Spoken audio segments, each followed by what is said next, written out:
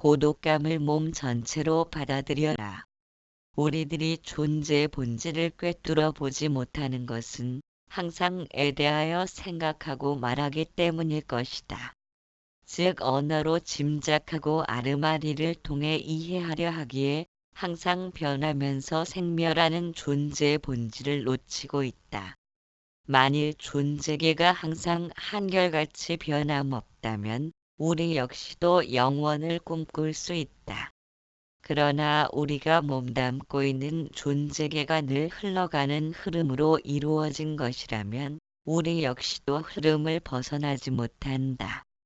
존재계의 질서가 흘러감이라면 집착이란 흘러감을 받아들이지 않겠다는 의미와 같다. 그렇기에 집착이란 존재계와 항상 충돌을 일으키기에 문제가 생겨나는 것이다. 세상은 장난삼아 우리에게 생명을 부여한 것은 아닐 것이다. 업이라 불리는 과거의 행위가 육신을 통해서 현재의 모습으로 드러난 것이다.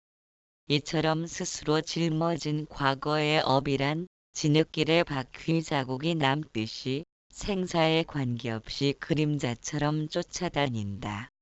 우리가 억울함을 당하더라도 과거 생에 뿌린 씨앗이 되돌아오는 것이다. 이와 같은 사실에 눈뜬다면 세상은 아무런 잘못도 없고 부족함도 없다. 자신이 만든 빵을 자신이 먹고 있음에도 지금 현재의 만족을 느끼지 못하고 다른 빵에 눈독을 들인다면 자신을 거부하는 꼴이다. 이 마음을 버리고 저 마음을 찾으려는 것은 아무런 부족함이 없는 세상에 대하여 대항하려는 것과 같다. 집착에서 자유롭다는 것은 집착의 대상을 정복함으로써 이루어지는 것이 아니다. 왜냐하면 집착에 물든 마음은 조만간 또 다른 대상을 찾아 나설 것이다. 그것은 마치 늪에 빠진 사람이 버둥거리는 것과 같다. 버둥거릴수록 늪은 더욱 신나게 잡아당긴다. 누구라도 집착할 수는 있다. 집착이 있다는 것이 중요한 것이 아니라 집착의 원인을 파악하지 못하는데 문제가 있다. 원인을 알지 못하고 집착을 따라 마음이 움직이면 마음은 끝없이 다른 문제를 안고 들어온다. 자신이 스스로 문제를 만들어 놓았다면 문제의 해결책을 찾아 나서는 것도 본인이 해야 한다. 마음은 쉽게 탐닉에 빠질 수 있다. 심리학자인 프로이트는 심리장애의 모든 원인을 잘못된 성의 오류로 파악하고자 했다. 예를 들면 심리상으로 문제가 발생하는 원인을 어릴 때 계모나 양부에 대한 학대로 인하여 드러나는 것이라 했다. 이처럼 어릴 때 받은 충격은 거의 일생을 지배하며 그로 인한 폐단이 심적인 장애 요소로 나타난다는 것이다. 이 같은 공식을 갖고 정신분열증의 환자를 살펴보니 거의 대부분 어릴 때 충격을 받은 사실을 발견할 수 있었다. 감수성이 예민한 시절에 학대를 받았다면 그것은 분명 잠재의식 속에 숨어 있을 것이다. 이처럼 우리의 내면에는 무수히 많은 인자가 숨겨져 있으며 그것이 때를 만나면 결과로서 나타나게 된다. 우리에게 일어나는 문제란 느닷없이 생겨나는 것은 아니다. 그러므로 모든 문제를 해결할 수 있는 단서도 함께 지니고 있다. 따라서 어린 시절에 상처받았던 일들까지도 살펴보아야 한다. 자신의 내면을 찬찬히 살피지 못하고 밖에서만 해결하려고 하면 엉뚱하게 잘못된 방향에서 헤맬 수도 있다. 어떤 사람이 대인 기피증이 생겨 집 밖을 나가지 못하고 방 안에서만 맴돌고 있다. 자신도 이유를 알지 못한 채 방에만 틀어박혀 지내기를 수년간 하다 보니 정신병 치료까지 받게 되었다. 원인은 몇 년 전에 자동차 사고가 났는데 그 충격으로 자신도 모르게 자동차를 기피한 것이었다. 달 닿는 곳곳에 자동차가 보이는 것이 그에겐 두려운 일이었다. 그와 같은 심리적 치료에는 다른 방법이 없다. 자동차 사고가 난 시점을 자꾸 기억해내는 것이다. 마치 무서운 영화도 몇 번 보면 공포심이 줄어들 듯 자동차 사고가 날 때의 기억을 생생하게 떠올리는 것이다.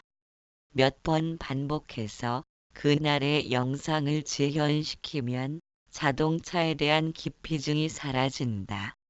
이처럼 생겨난 원인을 알아야 해결책도 있는 것처럼 자신의 내면을 솔직하게 있는 그대로를 살펴야 한다. 인간은 본래부터 스스로 충만한 상태로 존재하고 있었다. 세상의 개개인의 업을 발현시킴에 있어서 한치의 오차도 없기 때문이다. 그러나 보고 듣는 육근의 작용으로 인하여 내 맘에 들고 안 들고를 따지느라 조각난 마음은 채워질 수 없는 텅 빔을 끌어안고 방황하고 있다. 그러한 방황을 잊기 위해 욕망에 매달려 의지하고 싶으면서도 다른 한편으로는 그것에 얽매여 노예가 될 수 없다는 불가피한 이중성을 안고 산다. 이를 회피하고자 자신의 주변을 무언가로 가득 채우려 한다. 그것이 집착이며 집착할수록 그만치 고독감은 깊어질 수밖에 없다. 집착이란 자신을 벽에 가두는 행위인 까닭이다. 어쩌면 우리가 마음을 찾아 나선 것도 고독감이 두려운 때문이기도 하다. 원하는 마음을 찾는다면 고독감에서 해방될 것 같다는 막연한 희망을 안고 있는지 모른다. 그러나 고독감이 밀려들수록 깨어남은 그만치 다가서고 있다. 고독감을 몸 전체로 받아들여야 한다. 갈망이 존재한다는 것은 고독감이 충만하질 못했다는 말이다. 고독감을 통해 몸 전체의 세포를 잠에서 깨워야 한다. 왜냐하면 우리에게 존재하는 에너지란 단 하나뿐이며 그것은 바로 성에너지이다. 성에너지가 모습을 바꿔 열정, 욕망, 분노 등의 여러 가지 형태로 모습을 드러내는 것이다.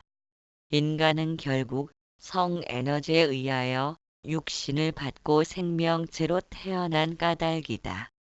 그렇기 때문에 마음을 찾아 나서기 전에 혹시 고독감을 탈피하려는 시도가 원인은 아닌지도 살펴보아야 한다. 어떤 문제에서 완전한 탈피란 완벽한 이해가 수반되어야 한다. 그러기 위해서는 주어진 문제에 대한 원인을 찾음으로써 그것에 대하여 회피하지 않고 직접 마주대함으로써 막연한 두려움을 벗어나야 한다.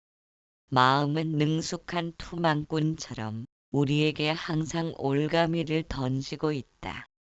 우리는 무수한 세월 동안을 매번 속고 또 속아왔다. 성욕에 명예욕에 성불욕에 속고 또 속아 막상 가보면 거기엔 공허함만이 존재하는데도 언제나 그런 시기다. 아무리 욕망에 집착하여 매달린다 해도 우리 앞에 남겨진 것은 언제나 좌절과 허탈감뿐이다.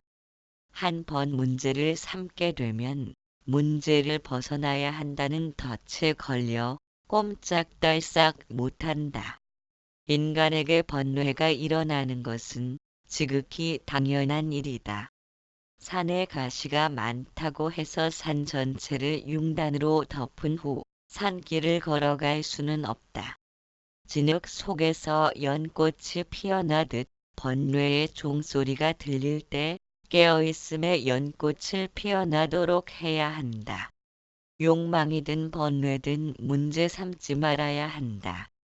그것들은 스스로 피었다 지는 허공꽃과 같다.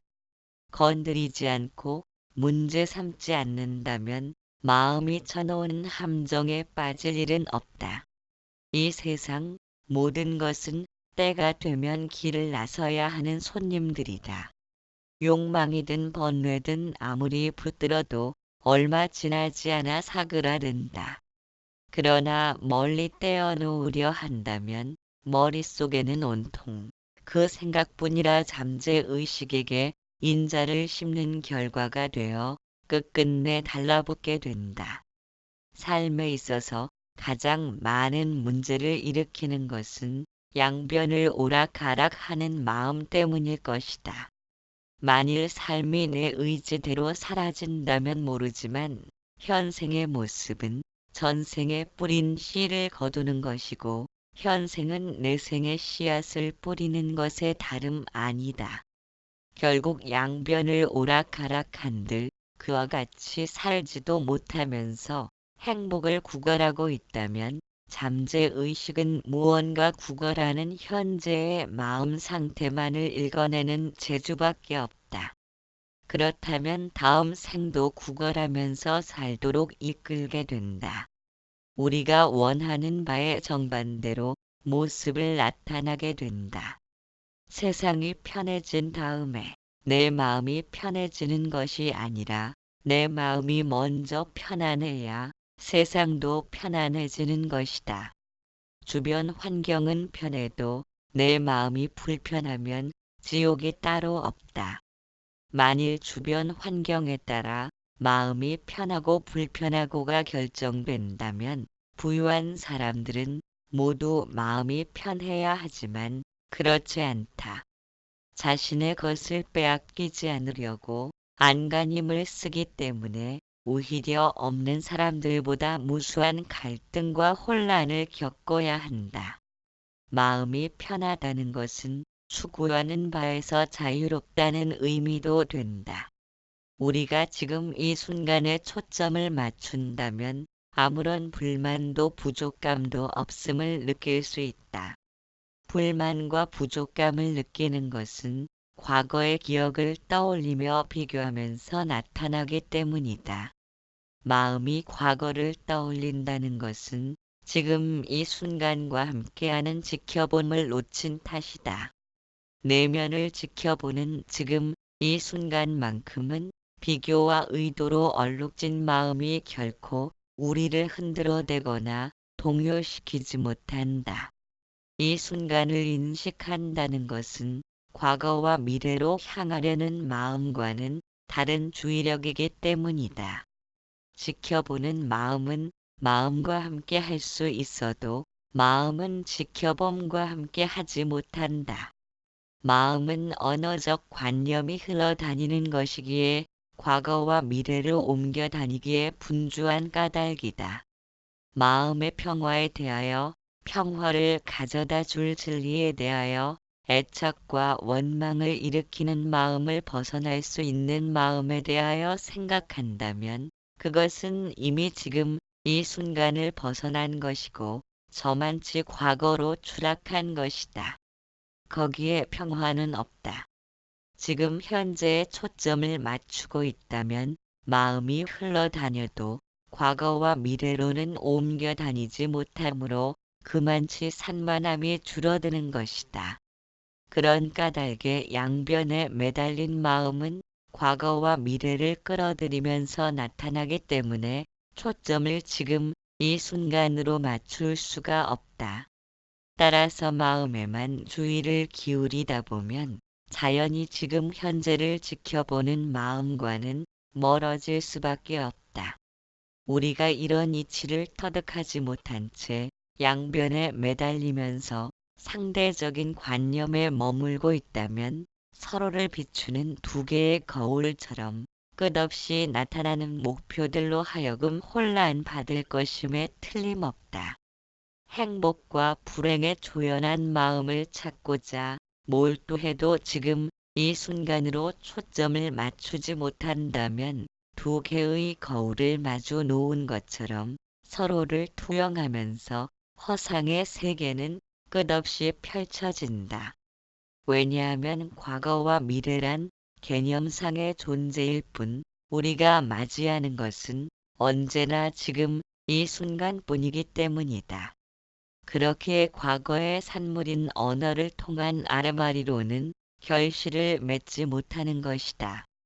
이런 이유로 하여있는 그대로 나타난 그대로의 생각을 주시하고 관찰해야 한다.